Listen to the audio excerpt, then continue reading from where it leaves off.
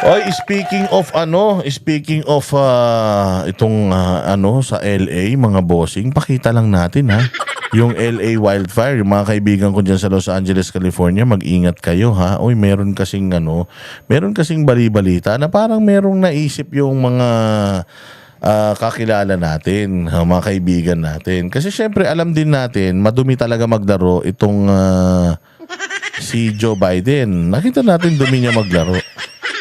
Ganon din kasi ang ginagawa ni Bongbong Marcos dito sa Pilipinas, si madumi din maglaro. Alam nyo ba, mga boss, na ang Los Angeles or ang buong state ng California ay blue state. Pag sinabi mong blue states, mga Democrat yan. Oo, mga Democrat yung mga yan. Oo, kasi ito, si Donald Trump, Republican si Donald Trump, di ba? Pula. Oo, pula siya, di ba? Oo, so ngayon mga bossing, itong California, pinoprotesta talaga dito si Donald Trump. O kahit na nandiyan ako, pinoprotesta talaga si Donald Trump dito. May mga tao sa tulay, isang pamilya, nagsisigaw, ayaw nila kay Donald Trump. Oo, ngayon, itong California, sabi nga ni Donald Trump, parang, yung mga kakilala natin na mga taga dito, parang feeling daw nila sinasabotahe si Donald Trump kasi daw yun daw mga fire extinguisher, hindi fire extinguisher, yung kinukuhanan ng truck ng bumbero ng tubig, yung mga fire hydrant, ayan. Alam nyo ba na yung mga fire hydrant, mga bossing, walang mga tubig, saan ka naman? Walang mga tubig. So, sabi nila tingin daw nila man-made daw ito. Pero sinasabi naman ng balita na nagsimula daw ito sa meron kasing parang bagyo. Diyan nung nakaraan, kumidlat-kidlat yata, tinamaan yung lupa tapos umapoy. Doon nagsimula. Kasi nga matindi, malakas ang hangin tapos tuyo. Noong mga panahon na yon, kaya ang bilis kumalat nung apoy. And ito na sa kasaysayan daw yata ng Los Angeles, ito na yung pinakamatinding wildfire sa sa kanilang history. Ngayon, sinasabi ng iba na parang sinasabotahe si Donald Trump. Kita mo naman, talagang kasi marami pa rin talagang galit kay Donald Trump.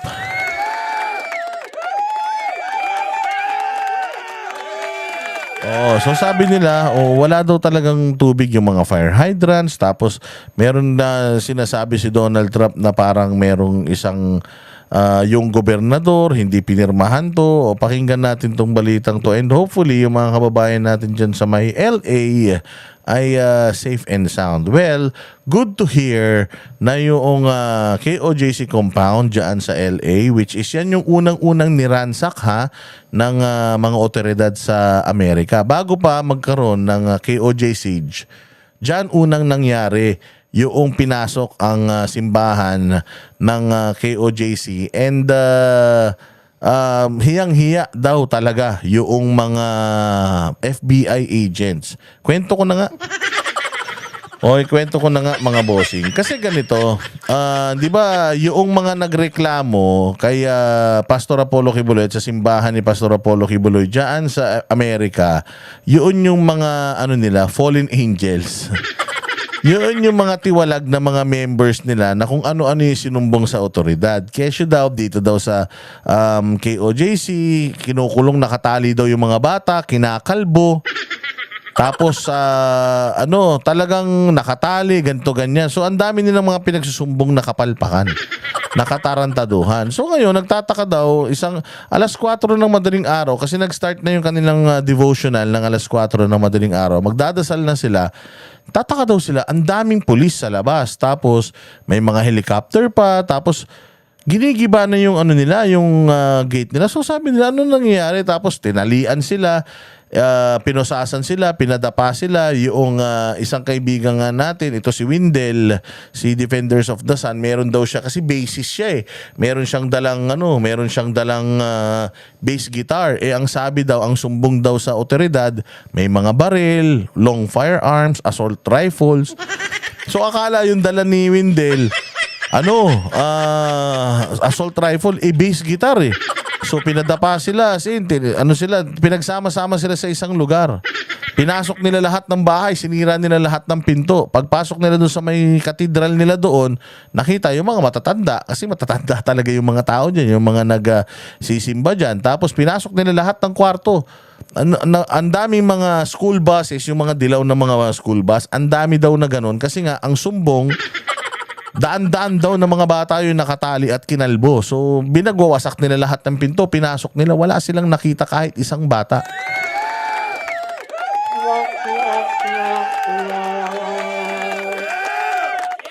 Wala silang nakita kahit isang bata. Napalibutan kami ng sunog, boss, pero safe pa rin ang compound. Praise the Father. Yes.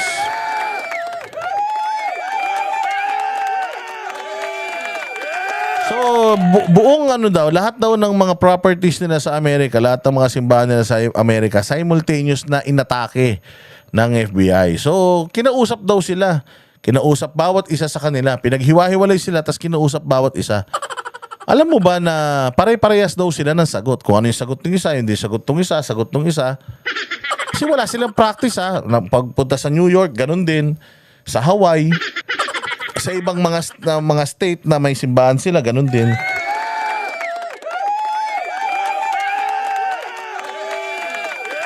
So ngayon mga bossing, after nung interview sa kanila, isang buong maghapon, umalis daw yung FBI nang nag-a-apologize sa kanila na parang hiyang-hiya. Kasi nga, wala silang nakitang irregularidad doon sa compound na yon, katulad ng isinusumbong ng mga demonyo sa Amerika na mga na mga dating membro.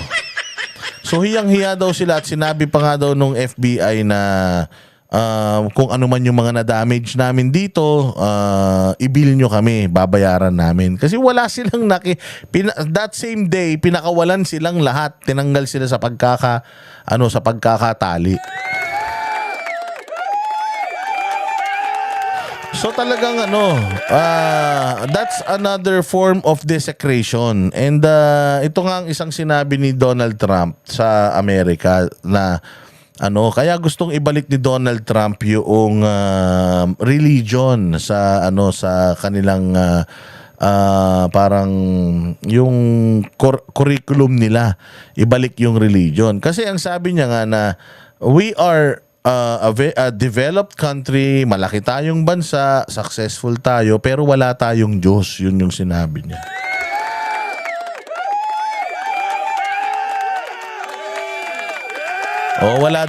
Walang Diyos. Kaya gustong ibalik ni Donald Trump yung nakaugalian, yung nakagawian na na ibalik yung religion sa curriculum. Yun lang, kinuwento ko lang yung nangyari. Kasi katulad yan, sinasabi ko, nasunog na lahat ng paligid, yung compound dyan sa KOJC, dyan sa Van Nuys sa LA, intact pa din. So talagang salamat sa Panginoon dahil talagang yun yung concern ko, kasi marami tayong mga kaibigan doon. Na-meet ko sila doon, talagang babait ng tao dyan. So congratulations. Pero pakinggan natin tong balitang to tungkol dyan sa LA wildfires. Mula umaga hanggang gabi, walang humpay ang pag-apula sa kaliwat kanang wildfire sa Los Angeles. Ang ilang araw ng puspusang pagsugpo sa malawakang sunog doon, nag-iwan ng malawakang pinsala sa mga lugar na tuluyan nitong nilamon, gaya ng Palisades. Ang komunidad na minsang puno ng kulay, aakalain mong ghost town na ngayon. Ang mga puno halos naabo na. Ang ilang establishmento tuluyan ng nangitim at nawasak. Sa kuwang ito, ang ilang mga naapula ng bahagi halos umuusok pa. Sa Altadena, mula sa Himpapawid, bakas din ang Grabe, nakita nyo yung laki na yan, Diyos mio. Alam mo dito yung nasusunog na isang bahay, ang hirap ng patayin, yung ganyan pa kaya. Paano ka kaya pag nandudong ka sa gitna ng kalsada? Utang na malilitsong ka dyan. Grabe ang nangyari rito sa Amerika. Naku, sana hindi ito mangyari sa atin dito sa Pilipinas. Hindi malabong mangyari sa atin to. Considering na etong Amerika malamig na yan. O, tsaka high-tech na dyan. Pero nangyayari pa to sa kanila. Sana naman hindi yan mangyari dito sa atin, no? Mapakahirap pag nangyari yan dito sa Pilipinas. Buti na lang din, hindi masyadong mahangin dito. Malawak ang epekto ng wildfire na halos pumulbos na sa ilang mga lugar doon. Batay sa ulat ng American Sabi nga ni Windy City, Chicago, daming mga bata no idea about God. Oo, na TikTok, cellphone, games, Mobile Legend. Doon na yung mga kabataan eh. Kaya nga, ano na eh, wala na eh. Hindi na mga marunong. Pagdasalin mo nga. Walang yan. Meron nga akong isang basketball game na pinuntahan. Oo, syempre before basketball, magdadasal muna. Ganun kasi kami ginagawa namin eh. Oo na, sabi ko, pray muna na tayo. Sino magli-lead ng prayer? Sabi ko, ikaw, mag-lead ka ng prayer. May pinili akong bata. Mantakin mo, mag-lead kami ng prayers para sa basketball. Pucha, ang dinasal, bless us, O Lord, in this thy give. Sabi ko, walang hiya, kakakain ba tayo? Di ba tayo kakain eh? Magbabasketball tayo eh. Magdasal ka, walang hiya kung bata ka, kinunyatan ko. So, ganun na yung henerasyon natin. Talagang wala na. O, kasi tatandaan ko nung bata ako, kasi pinanganak ako year 2000 eh.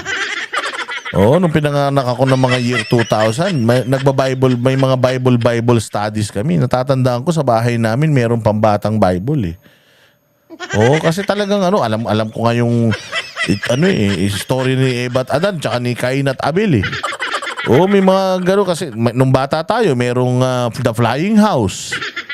'Di ba? O may mga gano'n eh, yung mga palabas sa TV na pambata na na religious. Ngayon wala na eh, putang ina niya. Bata pa lang, bakla na eh, 5 years old. Kumikembot na eh.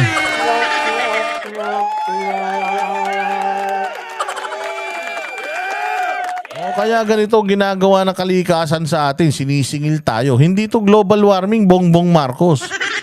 Kaya sinisingil tayo ng kalikasan dahil wala na tayong Diyos. Ikaw, Bongbong, hindi ka nagdadasal. Ayan, yung Superbook.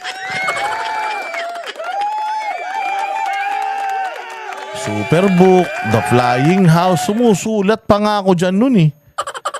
Kasabi ko sa nanay ko, ma, hulog mo tong sulat ko para manalo ko. Kasi may huhulog ka, mananalo ka ng ng Superbook. Puta, yung nanay ko, kala ko hinuhulog, hindi pala.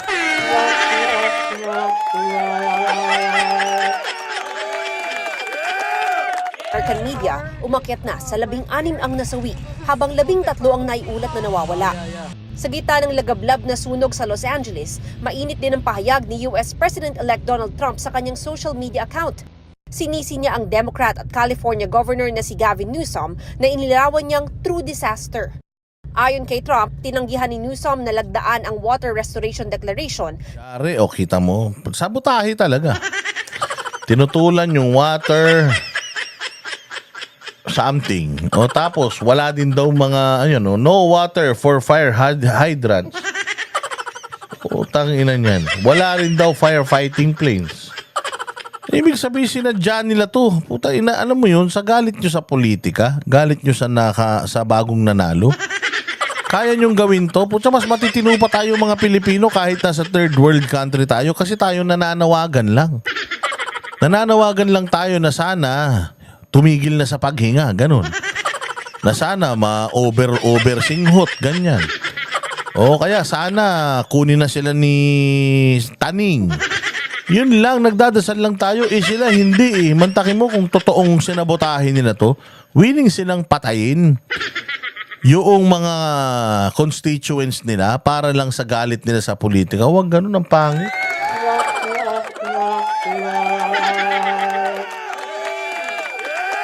Oo, Diyos ko po. Yung reservoir. Hindi ba, sabi ni Jomar, magka-age ng kapanganakan, 2,000 ka din? Ha? Pangalan mo Jomar eh. Yung mga ganyan Jomar 1978 yan eh. Style mo bulok Jomar Biray. Kasi ito mo pangalan ko. Darwin. Oh.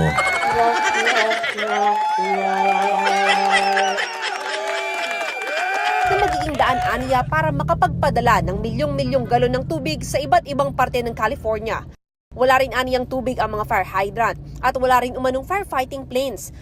Agad yang pinabulaanan ng tanggapan ni Newsom.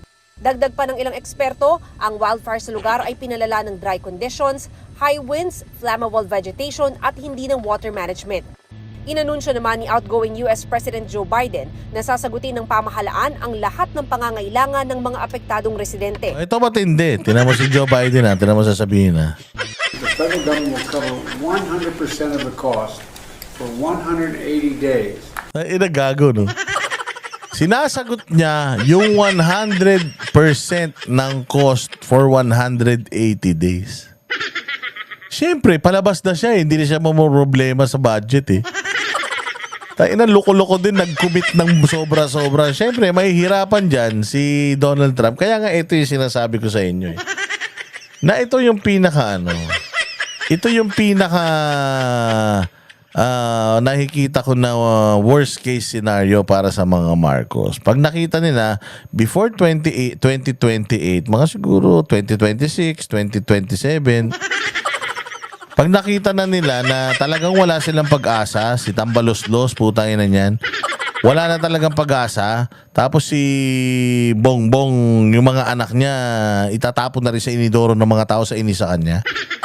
Yung pag nakita nila talaga na wala ng pag-asa na ma-extend sila, mailagay yung mga pamilya nila sa kapangyarihan, maniwala kayo, pucha, uubusin sisirain na niya ng Pilipinas para pag upo ni Inday, kung tatakbo si Inday, which is, sabi niya dyan sa Japan ha, sabi niya sa Japan, she was asked kung tatakbo ka ba sa 2028, she's saying, we are considering it heavily. Ito talagang kinukonsider nila yung 2028 na tumakbo siyang presidente, which is a good news. Salamat, Inday. Salamat, Inday. Oh, napakaraming thank you dahil talagang ikaw ay mukhang gusto mo ng may pagbakbakan talaga at ayusin ang bayang Pilipinas. Pero yun ang pinaka worst case scenario na dapat din nating abangan. Na baka kung halimbawa si Inday manalo, kumandidato, tapos manalo, pag upo niya sa Pilipinas, lubog super ang Pilipinas sa ano. Tapos lahat ng pera ubos na. Kumbaga, sira pati koleksyon, agrikultura, sira ang kapulisan, sira ang kasundaluhan, mataas ang insurhensya, madaming drugs, mataas ang poverty rate, joblessness, lahat, pati health system, bagsak. Parang lahat ng mga ahensya ng pamahalaan natin, lahat ng sangay ng pamahalaan natin, pababagsakin nila para pag upo ni Inday, hindi siya maging epektibo.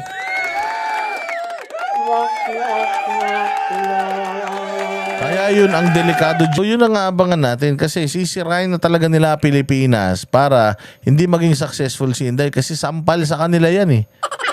Pagka naayos ulit ni Inday katulad ng ginawa ni PRD, yun ang pinakamasaklap sa lahat. Baka mamaya niyan kulang yung 6 na taon na naman, katulad ni PRD, kulang yung 6 years niya, kulang na naman yung 6 na taon ni Inday para ayusin yung Pilipinas na iiwanan netong mga Marcos na ito.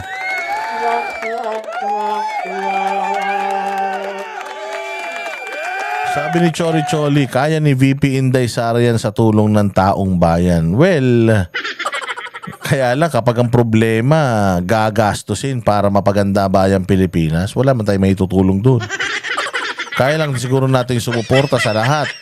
Pag sinabi niyang bawal yung ganito, bawal yung ganyan, so suporta tayo, yun lang kaya natin gawin. Pero paano kung lubog na tayo sa utang, tapos wala na magpapautang sa atin, tapos yung mga projects ni PRD, pinatay na talaga nila, hindi na ma-recover.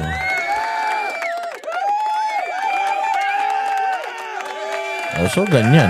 Ang ginagawa ni Joe Biden, putya, nilulubog niya si Donald Trump sa utang. Sabi niya, sagutin natin 100%. Lahat, lahat. 185 days, sagutin natin 100%. Wala kayong puproblemahin. Putya, paano? Hindi na siya presidente nun. Kung ano man yung lalagdaan niya ngayon, si Donald Trump na magpapatupad, putya, yari. I told the governor and local officials, spare no expense to do what they need to do and contain these fires and in their communities that are really been devastating. Sa isang pahayag, naghatid ng pakikisimpatya si Pangulong Bongbong Marcos sa mga apektado nating Utangin na ka. Bongbong, nakisimpatya ka pa sa LA, hindi mo maayos yung Pilipinas, buwisit. Nakisimpatya pa, putay na. Pumunta ka dyan, magpatay ka ng sunog kung gusto mo talaga. Dami mong alam. Kisimpatya, wag ka naman muna makisimpatya dyan, unahin mo yung problema mo dito sa Pilipinas.